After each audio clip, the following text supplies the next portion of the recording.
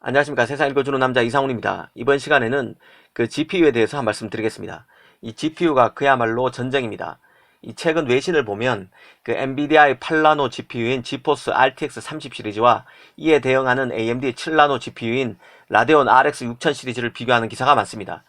특히 이런 GPU 경쟁 구도가 눈에 띄는 것은 엔비디아는 파운드리로서 삼성, 그 AMD는 TSMC와 손을 잡고 GPU를 만들고 있다는 점 때문인데요.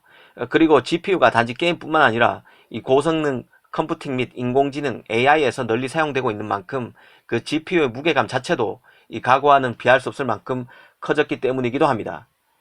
특히 더 눈에 띄는 대목은 최근 그 GPU의 신제품 인기로 AMD 라데온, 엔비디아의 지포스가 모두 공급 부족 현상에 시달리고 있는 점에 있습니다. 이 바이러스 사태로 이 집안에서 머무는 시간이 많아지면서 이 게임을 더 즐기기 위한 GPU 수요가 폭발하고 있고, 이 최근에는 좀 수그러들었던 암호 채굴에 따른 GPU 수요도 다시 증가하면서 GPU 공급 부족이 가중되는 상황입니다. 그래서 더 흥미진진한 것 같습니다. 사실 그간 GPU 시장은 엔비디아의 동무대였습니다. 이 CPU에서 AMD가 인텔로부터 기술 주도권을 가져오면서 무섭게 치고 올라가고 있는 것과는 분위기가 조금 달랐는데요. 그런데 이번 AMD의 라데온 RX 6000 시리즈 출시로 이 플래그십 모델에까지 전 영역에서 엔비디아와 치열한 경쟁을 벌일 것이라는 전망이 나오고 있습니다. 그 AMD 라데온 RX 6000 시리즈는 AMD의 20번째 그 라데온 그래픽 카드이자 RDNA2 마이크로 아키텍처가 적용된 첫 제품입니다. RDNA는 코드명 나비로도 불립니다. 이 처음으로 128MB 인피니티 캐시가 적용된 것도 특징인데요. 이 캐시 메모리는 그 속도가 빠른 장치와 느린 장치 사이에서 이 속도 차에 따른 병목 현상을 줄이기 위한 범용 메모리를 뜻합니다. 가령 CPU, GPU와 같은 프로세서는 속도가 빠른 반면 D램, 그래픽 D램과 같은 메모리는 저속입니다. 그러다 보니 속도 차에 따른 병목 현상이 발생하는데요. 이런 문제를 방지하기 위해서 프로세서인 CPU, GPU 안에 이 캐시 메모리를 박아 넣습니다.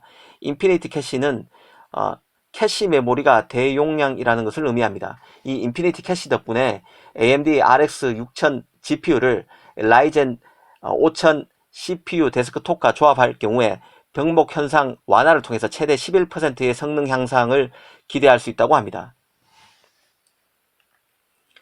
그 시장에서는 이번 그 AMD 라데온 RX 6000 시리즈 등장으로 최근 몇 년간 엔비디아 쪽으로 크게 기울어졌던 그래픽 카드 시장의 경쟁 구도가 다시 치열해진 것으로 보고 있습니다. 그 RDNA 도입 이후 그 RX 5000 시리즈에서 성능 격차를 만회했고, 이번 RX 6000 시리즈부터 AMD가 엔비디아의 그 RTX 30 시리즈에 근접하는 데 성공했다는 것인데요. 사실 그 최근 외신을 보면 지금 RX 6000이나 RTX 30이나 다 공급이 수요에 비해서 딸리는 상황입니다. 시장 수요가 그만큼 폭발하고 있다는 뜻입니다. 그 일각에서는 그 엔비디아의 8나노 GPU를 처음 맡은 삼성 파운드리 수율 문제를 걸고 넘어지지만 터무니없는 관측이라는 점을 누차 말씀드렸습니다.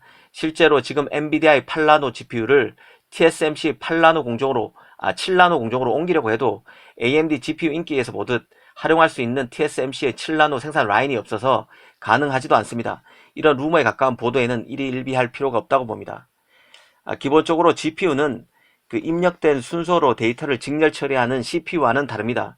그 CPU는 코어 한 개의 성능을 끌어올리는 것이 중요합니다. 하지만 그 엄청난 양의 데이터를 병렬 처리해야만 하는 AI에는 부적합할 수밖에 없는데요. 이 CPU는 중앙에서 모든 데이터를 차례로 연산 제어하기 때문에 변목 현상이 발생하고 전력 소모도 클 수밖에 없습니다. 하지만 GPU는 여러 명령을 동시에 처리하는 병렬 구조를 가지고 있습니다. 그리고 특정된 연산을 빠르게 수행하기 위해서 코어를 최대히 그 단순화시킨 이후에 엄청난 개수의 코어를 연결하는 구조입니다. 그런데 AI는 무한히 증가하는 컴퓨팅 자원, 기존 그 컴퓨팅 이상의 전력 소모량 등을 필요로 합니다. 때문에 그 GPU가 CPU보다 AI에 더 효과적이고 정확도도 높습니다.